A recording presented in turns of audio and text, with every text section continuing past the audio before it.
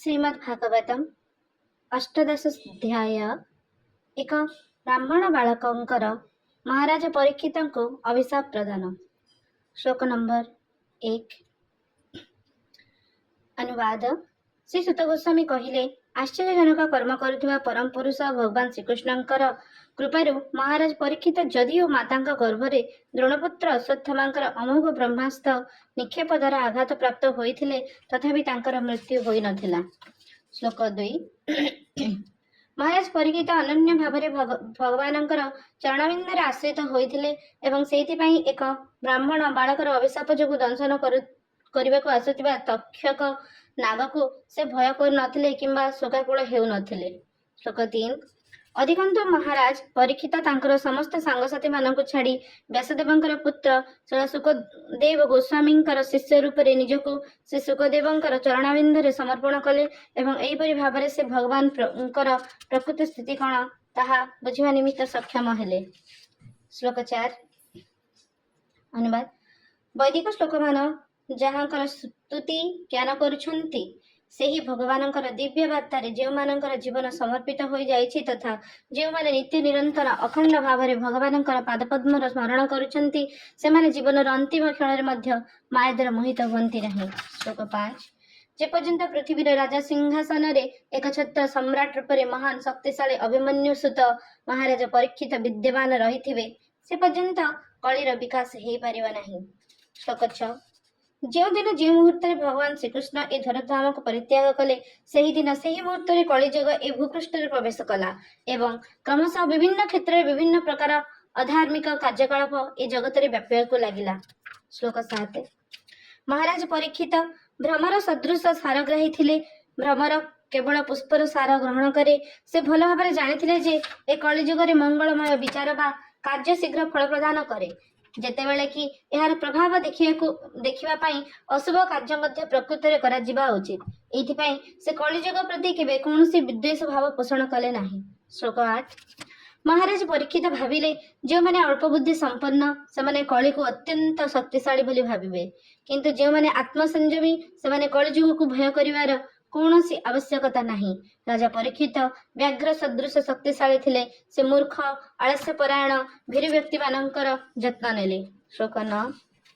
ହେ ମହର୍ଷିଗଣ, ଆପଣମାନେ ଯାହା ମୋତେ ପଚାରିଥିଲେ ଅର୍ଥାତ୍ ପରମ ଧାର୍ମିକ ମହାରାଜ ପରୀକ୍ଷିତଙ୍କ ସମ୍ବନ୍ଧୀୟ କୃଷ୍ଣ କଥା ଅଦ୍ଭୁତ ଲୀଳା କଥା ସବୁ ମୁଁ ଆପଣମାନଙ୍କ ସମକ୍ଷରେ ବର୍ଣ୍ଣନା କଲି।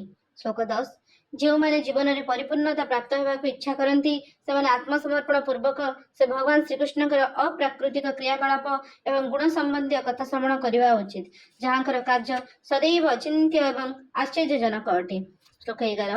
ମହାନ ଋଷିଗଣ କହିଲେ, ହେ ସୌମ୍ୟ, ହେ ସୁତ ଗୋସ୍ୱାମୀ, ଆପଣ ଦୀର୍ଘ ଜୀବନ ଲାଭ କରନ୍ତୁ ଏବଂ ପରମ ଶାଶ୍ୱତ ଯଶ ଲାଭ କରନ୍ତୁ କାରଣ ଆପଣ ଭଗବାନ ଶ୍ରୀକୃଷ୍ଣଙ୍କର କଥା ଅତି ସୁନ୍ଦର ଭାବରେ କହୁଛନ୍ତି। ଏହା ଆମ୍ଭମାନଙ୍କ ଭଳି ମରଣଶୀଳ ମାନବମାନଙ୍କ ପକ୍ଷରେ ଅମୃତ ତୁଲ୍ୟ ଜୀବନ ପ୍ରଦାୟିନୀ ଅଟେ। ଶ୍ଲୋକ 12। ଆମ୍ଭେମାନେ ବର୍ତ୍ତମାନ ଏ ସକାମ କର୍ମରୂପ ମହାନ ଯଜ୍ଞ ଆରମ୍ଭ କରିଛୁ ଯାହାଦ୍ୱାରା ଆମ୍ଭମାନଙ୍କର ମନ ଏବଂ ଦେହ ଉଭୟ ଧୂମାୟିତ ହୋଇଯାଇଅଛି। ଯଜ୍ଞର ଧୂମ ଦ୍ୱାରା ଧୂମିଳ ହୋଇଯାଇଅଛି। ତଥାପି ଆମ୍ଭମାନଙ୍କର କର୍ମର ବହୁତ ଅପୂର୍ଣ୍ଣତା ଥିବା ଯୋଗୁଁ ଏହାର ପୂର୍ଣ୍ଣତା ସମ୍ବନ୍ଧରେ ଆମ୍ଭମାନଙ୍କର ନିଶ୍ଚିତତା ନାହିଁ କିନ୍ତୁ ଆପଣଙ୍କ ଦ୍ୱାରା ବିତରଣ କରାଯାଉଥିବା ଭଗବାନ ଶ୍ରୀ ଗୋବିନ୍ଦଙ୍କ ପାଦପଦ୍ମର ଅମୃତମୟ କଥା ସୁଧାକୁ ପାନ କରିବା ଦ୍ୱାରା ଆମ୍ଭେମାନେ ପ୍ରକୃତରେ ମହାନ ଆନନ୍ଦ ଅନୁଭବ କରୁଅଛୁ। ଶ୍ଲୋକ 13। ଭଗବାନଙ୍କର ପ୍ରିୟ ଭକ୍ତମାନଙ୍କର ଏକ କ୍ଷଣ ମାତ୍ର ସଙ୍ଗଲାଭ ସ୍ୱର୍ଗଲାଭ କିମ୍ବା କୈବଲ୍ୟ ମୁକ୍ତି ଲାଭ ସଙ୍ଗେ ତୁଳନୀୟ ନୁହେଁ। ଏହିପରି ସ୍ଥଳେ ଭୌତିକ ସମୃଦ୍ଧି ବା ଲାଭ କଥା କ'ଣ କହିବା ଯାହା ମରଣଶୀଳ ମାନବର ମନୋରଞ୍ଜନର ସାଧନ ଅଟେ। ଶ୍ଲୋକ 14। ଭଗବାନ ଶ୍ରୀକୃଷ୍ଣ ହିଁ ସମସ୍ତ ପ୍ରାଣୀଙ୍କର ଏକାନ୍ତ ପରମ ଆଶ୍ରୟ ଅଟନ୍ତି। ଶ୍ରୀ ଶିବଜୀ ଓ ବ୍ରହ୍ମାଜୀଙ୍କ ଭଳି ଯୋଗଶକ୍ତିର ପ୍ରଭୁମାନେ ତାଙ୍କ ଦିବ୍ୟ ଗୁଣାବଳୀର କଳନା କରିପାରନ୍ତି ନାହିଁ। ଯେଉଁ ବ୍ୟକ୍ତି ରସଗ୍ରାହୀ ଅଟେ ଯେ ଭାଗବତ କଥା ସାଧନରେ ଅତ୍ୟନ୍ତ କୁଶଳ ଅଟେ ସେ କେବେ ସେ କଥା ଶ୍ରବଣ କୀର୍ତ୍ତନର ପରିପୃକ୍ତ ହୋଇପାରିବ। ଶ୍ଲୋକ 15। ହେ ଶ୍ରୀଳସୁତ ଗୋସ୍ୱାମୀ, ଆପଣ ଜଣେ ବିଦ୍ୱାନ ବ୍ୟକ୍ତି ଏବଂ ଭଗବାନଙ୍କର ଜଣେ ଶୁଦ୍ଧ ଭକ୍ତ କାରଣ ଭଗବାନ ହିଁ ଆପଣଙ୍କ ସେବାରେ ଏକମାତ୍ର ଅବଲମ୍ବନ ଅଟନ୍ତି। ତେଣୁ ଆପଣ କୃପା କରି ଭଗବାନଙ୍କର ସେ ଦିବ୍ୟ ଲୀଳା କାହାଣୀ ବର୍ଣ୍ଣନା କରନ୍ତୁ କାରଣ ଆମ୍ଭେମାନେ ସେସବୁ ଶ୍ରବଣ କରିବା ନିମିତ୍ତ ଅତ୍ୟନ୍ତ ଆଗ୍ରହୀ ଅଟୁ ଅତ୍ୟନ୍ତ ଉତ୍ସୁକ ଅଟୁ। ଶ୍ଲୋକ 16। हे श्रीसुत गोस्वामी कृपा करी भगवानଙ୍କର ସେ ପରମ ପବିତ୍ର ଲୀଳା କଥା ବର୍ଣ୍ଣନା କରନ୍ତୁ ଯାହା ଦ୍ୱାରା ମହାରାଜ ପରୀକ୍ଷିତ ଭଗବତ ପାଦପଦ୍ମ ପ୍ରାପ୍ତ ହେଲେ। ଯେଉଁ ପାଦପଦ୍ମ ପରୀକ୍ଷିତ ପକ୍ଷୀରାଜ ଗରୁଡଙ୍କର ଏକମାତ୍ର ଆଶ୍ରୟ ଅଟେ ତାହା ମହାରାଜ ପରୀକ୍ଷିତ ପ୍ରାପ୍ତ ହେଲେ। ଏହି ସବୁ ଯେଉଁ କଥା ଶୈଳ ବ୍ୟାସଦେବଙ୍କର ପୁତ୍ର ଶୈଳ ସୁଖଦେବ ଗୋସ୍ୱାମୀ କୀର୍ତ୍ତନ କରିଥିଲେ ତାହା ଆମ୍ଭମାନଙ୍କୁ କୁହନ୍ତୁ। ଶ୍ଲୋକ 17 कृपा करी आम्भମାନଙ୍କର ସମ୍ମୁଖରେ ଭଗବାନଙ୍କର ଅନନ୍ତ ମହିମାର ଗୁଣଗାନ କରନ୍ତୁ କାରଣ ତାହା ଅନ୍ତଃକରଣକୁ ପବିତ୍ର କରେ ଏବଂ ପରମ ଗାଥା ଅଟେ। ତାହା ମହାରାଜ ପରୀକ୍ଷିତଙ୍କୁ କୁହାଯାଇଥିଲା ଏବଂ ତାହା ଭକ୍ତି ଯୋଗ ପରିପୂରିତ ହୋଇଥିବା ହେତୁ ଶୁଦ୍ଧ ଭକ୍ତମାନଙ୍କ ଅତି ପ୍ରିୟ ଅଟେ। ଶ୍ଲୋକ 18 ଶ୍ରୀ ସତ ଗୋସ୍ୱାମୀ କହିଲେ ହେ ଭଗବାନ ଆମ୍ଭେମାନେ ବିଲୋମ ଜାତିର ମିଶ୍ର ଜାତିର ଜନ୍ମଗ୍ରହଣ କରିଅଛୁ ତଥାପି ଜ୍ଞାନବୃଦ୍ଧ ମହାତ୍ମା ମାନଙ୍କର ସେବା କରିବା ଦ୍ୱାରା ଆମ୍ଭେମାନେ ଉଚ୍ଚ ଜାତିରେ ଅଧିକାରୀ ପ୍ରାପ୍ତ ହୋଇଅଛୁ। ଏପରିକି ମହାତ୍ମା ମାନଙ୍କ ସହିତ କେବଳ ବାର୍ତ୍ତାଳାପ କରିବା ଦ୍ୱାରା ବ୍ୟକ୍ତି ନିଜ କୂଳରେ ଜାତ ହେବା ଯୋଗୁଁ ଯେଉଁ ଦୁର୍ଗୁଣ ବା ଅଯୋଗ୍ୟତା ହାସଲ କରିଥାଏ ତାହା ସଙ୍ଗେ ସଙ୍ଗେ ଦୂରୀଭୂତ ହୋଇଥାଏ ତାର ବ୍ୟକ୍ତିତ୍ୱ ପବିତ୍ର ହୋଇଯାଏ। ଶ୍ଲୋକ 19 ସେ ମହାଭାଗ୍ୟବାନ ବ୍ୟକ୍ତିଙ୍କର କଥା କଣ କହିବା ଯେଉଁମାନେ କି ମହାନ ଭକ୍ତଙ୍କର ପ୍ରତ୍ୟକ୍ଷ ନିର୍ଦ୍ଦେଶରେ ଜୀବନ ବିତାଉଛନ୍ତି। ସେ ଅନନ୍ତଙ୍କର ଦିବ୍ୟ ମଧୁର ନାମ ନିରନ୍ତର ଗାନ କରୁଛନ୍ତି ଯାହାଙ୍କର ଶକ୍ତି ଅନନ୍ତ ଅଟେ। ସେ ଭଗବାନ ଯାହାଙ୍କର ଶକ୍ତି ଅନନ୍ତ ଯାହାଙ୍କର ଗୁଣ ସର୍ବଥା ଅତୀନ୍ଦ୍ରିୟ ବା ଦିବ୍ୟ ଅଟେ ତାଙ୍କୁ ଅନନ୍ତ ବୋଲି କୁହାଯାଏ। ଶ୍ଲୋକ 20 ବର୍ତ୍ତମାନ ଏହା ନିର୍ଣ୍ଣିତ ହେଲା ଯେ ସେ ଅନନ୍ତ ଅଟନ୍ତି ଏବଂ କେହି ତାଙ୍କ ସମକକ୍ଷ ନୁହନ୍ତି ଫଳତଃ କୌଣସି ଶକ୍ତି ତାଙ୍କ ସହ ସମକକ୍ଷ ହେବାକୁ ଦାବି କରିପାରିବେ ନାହିଁ। ମହାନ ଦେବତାଗଣ ଅନେକ ପ୍ରାର୍ଥନା କରି ସୁଦ୍ଧା ଲକ୍ଷ୍ମୀଙ୍କର କୃପା ପ୍ରାପ୍ତ ହୋଇପାରୁନାହାନ୍ତି କିନ୍ତୁ ସେହି ଲକ୍ଷ୍ମୀ ସର୍ବଦା ସେ ଭଗବାନଙ୍କର ପାଦପଦ୍ମରେ ସେବା ଅର୍ପଣ କରିବା ନିମିତ୍ତ ଲାଳାୟିତ ହେଉଛନ୍ତି ଯଦିଓ ଭଗବାନ ସେ ସେବା ଆବଶ୍ୟକ କରନ୍ତି ନାହିଁ। ଶ୍ଲୋକ 21 ଭଗବାନ ଶ୍ରୀକୃଷ୍ଣଙ୍କ ବ୍ୟତୀତ ଆଉ କିଏ ଭଗବାନ ପଦବାଚ୍ୟ ହେବ। ଶ୍ରୀ ବ୍ରହ୍ମାଜୀ ଯାହାଙ୍କ ପାଦନଖରୁ ନିଶ୍ଚିତ ଜଳ ସଞ୍ଚୟ କରି ସେ ଶିବଜୀଙ୍କୁ ସ୍ୱାଗତ କରିଥିଲେ ତାଙ୍କ ବ୍ୟତୀତ ଆଉ କିଏ ଭଗବାନ। ସେ ଜଳ ଗଙ୍ଗା ନାମରେ ପ୍ରସିଦ୍ଧ ତାହା ଆଜି ଶ୍ରୀ ଶିବଜୀଙ୍କ ସମେତ ସମଗ୍ର ବ୍ରହ୍ମାଣ୍ଡଙ୍କୁ ପବିତ୍ର କରୁଅଛି। ଶ୍ଲୋକ 22 ସେ ଆତ୍ମସଂଯମୀ ବ୍ୟକ୍ତିଗଣ ଯେଉଁମାନେ ଭଗବାନ ଶ୍ରୀକୃଷ୍ଣଙ୍କ ଠାରେ ନିତ୍ୟଯୁକ୍ତ ସହସା ଯେକୌଣସି ମୁହୂର୍ତ୍ତରେ ଜୀବନର ସମସ୍ତ ଭୌତିକ ଆସକ୍ତି ଅଭିବ୍ୟକ୍ତି ଏବଂ ସ୍ଥୂଳ ତଥା ସୂକ୍ଷ୍ମ ମାନସିକ ଧାରଣାକୁ ପରିତ୍ୟାଗ କରି ଭଗବାନ ଶ୍ରୀକୃଷ୍ଣଙ୍କର ଚରଣ କମଳରେ ପ୍ରେମ ଭକ୍ତି ପ୍ରାପ୍ତି ନିମିତ୍ତ ସନ୍ନ୍ୟାସ ଗ୍ରହଣ କରିପାରନ୍ତି ଯାହାର ସହଜ ସ୍ୱରୂପ ହେଉଛି ଅହିଂସା ଏବଂ ଭୌତିକ ପଦାର୍ଥରୁ ନିବୃତ୍ତ। ଶ୍ଲୋକ 23 ହେ ଋଷିଗଣ ମୋର ଜ୍ଞାନ ଅନୁଯାୟୀ ମୁଁ ଭଗବାନ ବିଷ୍ଣୁଙ୍କର ଦିବ୍ୟଲୀଳା କାହାଣୀ ଆପଣମାନଙ୍କ ସମ୍ମୁଖରେ ବର୍ଣ୍ଣନା କରିବି। ଯେପରି ପକ୍ଷୀମାନେ ସେମାନଙ୍କର ଶକ୍ତି ଅନୁଯାୟୀ ଆକାଶରେ ଉଡ଼ନ୍ତି ଠିକ୍ ସେହିପରି ବିଦ୍ୱାନ ଭକ୍ତଗଣ ସେମାନଙ୍କର ଆଧ୍ୟାତ୍ମିକ ଅନୁଭୂତି ଅନୁଯାୟୀ ଭଗବାନଙ୍କର ଲୀଳା କାହାଣୀ ବର୍ଣ୍ଣନା କରନ୍ତି। ଶ୍ଲୋକ 24-25 ଏକଦା ମହାରାଜ ପରୀକ୍ଷିତ ଧନୁଷର ଧରି ବଣରେ ମୃଗମାନଙ୍କ ପଛରେ ଧାବମାନ ହୋଇ ମୃଗୟା କରୁଥିବା ବେଳେ ଖୁବ୍ କ୍ଷୁଧାତୁର ଓ ତୃଷାର୍ତ୍ତ ହୋଇ କ୍ଳାନ୍ତ ଶ୍ରାନ୍ତ ହୋଇ ପଡ଼ିଲେ। ଏକ ଜଳାଶୟର ଅନ୍ୱେଷଣ କରୁଥିବା ବେଳେ ସେ ପ୍ରଖ୍ୟାତ ଶ୍ରମିକ ଋଷିଙ୍କ ଆକ୍ରମଣରେ ପ୍ରବେଶ କଲେ ଏବଂ ଦେଖିଲେ ଋଷି ମୁଦ୍ରିତ ନୟରେ ନୀରବରେ ଧ୍ୟାନମଗ୍ନ ଅଛନ୍ତି। ଶ୍ଲୋକ 26 ମୁନିଙ୍କର ଇନ୍ଦ୍ରିୟଗଣ ଶ୍ୱାସ ପ୍ରଶ୍ୱାସ ମନ ଏବଂ ବୁଦ୍ଧି ସବୁ ଅବରୁଦ୍ଧ ହୋଇଯାଇଥିଲା। ସେ ଭୌତିକ କାର୍ଯ୍ୟରୁ ସର୍ବଥା ନିବୃତ୍ତ ନିଷ୍କ୍ରିୟ ଏବଂ ଅନ୍ତର୍ମୁଖ ହୋଇଯାଇଥିଲେ। ସେ ଜାଗ୍ରତ ସ୍ୱପ୍ନ ଓ ସୁକ୍ଷିପ୍ତ ଏ ତିନୋଟିର ଊର୍ଦ୍ଧ୍ୱରେ ଏକ ଭାବମୟୀ ଦିବ୍ୟ ଅନୁଭୂତିରେ ଲୀନ ହୋଇଯାଇଥିଲେ। ମୁନିଙ୍କର ସେ ଅବସ୍ଥା ଗୁଣାତ୍ମକ ଭାବେ ଅଦ୍ୱୟ ତତ୍ତ୍ୱ ଭଗବାନଙ୍କ ସହ ସମାନ ଅବସ୍ଥା ହୋଇଯାଇଥିଲା। ଶ୍ଲୋକ 27 ଧ୍ୟାନସ୍ଥ ମୁନି ମୃଗଚର୍ମ ଉପରେ ବସିଥିଲେ ଏବଂ ତାଙ୍କର ଜଟ ହୋଇଯାଇଥିବା କେଶଗୁଡ଼ିକ ଚାରିଆଡ଼କୁ ଖେଳେଇ ହୋଇଯାଇଥିଲା। ତୃଷାରେ ରାଜାଙ୍କର ତଣ୍ଟି ଶୁଖି ଯାଉଥିଲା ତେଣୁ ସେ ମୁନିଙ୍କୁ ଜଳ ମାଗିଲେ। ଶ୍ଲୋକ 28 ରାଜାଙ୍କୁ ଉପଯୁକ୍ତ ଭାବେ ସାଧାରଣ ସ୍ୱାଗତ ଜ୍ଞାପନ କରା ନ ଯିବାରୁ ଅର୍ଥାତ୍ ରାଜାଙ୍କୁ ବସିବାକୁ ଆସନ ଦେଇ ଅର୍ଘ୍ୟ ପ୍ରଦାନ କରି ଏବଂ ମଧୁର କଥା କହି ସ୍ୱାଗତ ସମ୍ବର୍ଦ୍ଧନା ଜ୍ଞାପନ କରା ନ ଯିବାରୁ ରାଜା ନିଜକୁ ଅନାଦୃତ ବୋଲି ଭାବିଲେ ଏବଂ ସେହିପରି ଭାବେ ସେ କ୍ରୋଧାନ୍ୱିତ ହୋଇଗଲେ। ଶ୍ଲୋକ 29 ହେ ବ୍ରାହ୍ମଣଗଣ ସେହି ପରିସ୍ଥିତିରେ କ୍ଷୁଧାର୍ଥ ତୃଷାର୍ତ୍ତ ହୋଇ ପଡ଼ିଥିବା ରାଜା ଜଣେ ମହାନ ବ୍ରାହ୍ମଣ ତଥା ଋଷିଙ୍କ ପ୍ରତି କ୍ରୋଧ ଓ ଈର୍ଷା କରି ପ୍ରକାଶ କରିବା ଅପ୍ରତ୍ୟାଶିତ ଥିଲା। ଶ୍ଲୋକ 30 ଯେତେବେଳେ ରାଜା ଆଶ୍ରମରୁ ବାହାରି ଆସୁଥିଲେ ସେତେବେଳେ ସେ ଏ ପ୍ରକାର ଅପମାନିତ ହୋଇ ତାଙ୍କର ଧନୁ ହଳରେ ଏକ ମୃତ ସର୍ପକୁ ଉଠାଇ ଆଣିଲେ ଏବଂ କ୍ରୋଧାନ୍ୱିତ ହୋଇ ମୁନିଙ୍କର ବେକରେ ପକାଇଦେଲେ। ତତ୍ପରେ ସେ ରାଜଧାନୀକୁ ଫେରି ଆସିଲେ।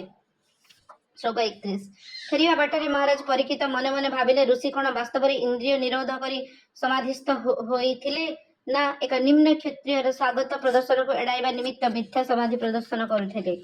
श्लोक 32 से मुनिंकर से जड़े पुत्र थिले से ब्राह्मण पुत्र हेइथिबा हेतु अत्यंत आध्यात्मिक शक्ति संपन्न थिला से तार समवयस्क मुनि कुमार मानक सह खेलुथिला से जेतेबेले शुणिला राजा परीक्षित द्वारा तांको पिता को अपमान दिया जायछि सेतेबेले से सेहिटारे निम्नोक्त मते कहिला श्लोक 33 से मुनि कुमार श्रृंगी कहिला ए शासक मानकर पाप को देख तो जेपरी कुआ एवं द्वार रक्षक कुकुर निज सेवा मर्यादार विरुद्धाचरण करी निज स्वामी प्रतिकूल आचरण करती ठीक से हीपरी ए शासकगण मध्य निजर स्वामी ब्राह्मण एवं ऋषि मान प्रति अपराधमूलक आचरण करुछन्ति श्लोक 34 निश्चित भाव क्षत्रिय राजन्य वर्ग द्वारा रक्षक कुकुर सदृश निर्णय होई अछंती एवं सेमाने द्वार मुहरे रहिबा उचित केउ अधिकार बल से कुकुर गृह मध्य प्रवेश करी स्वामी सहित एक थाली भोजन करने दाबी करिवो श्लोक 35 चराचर समस्त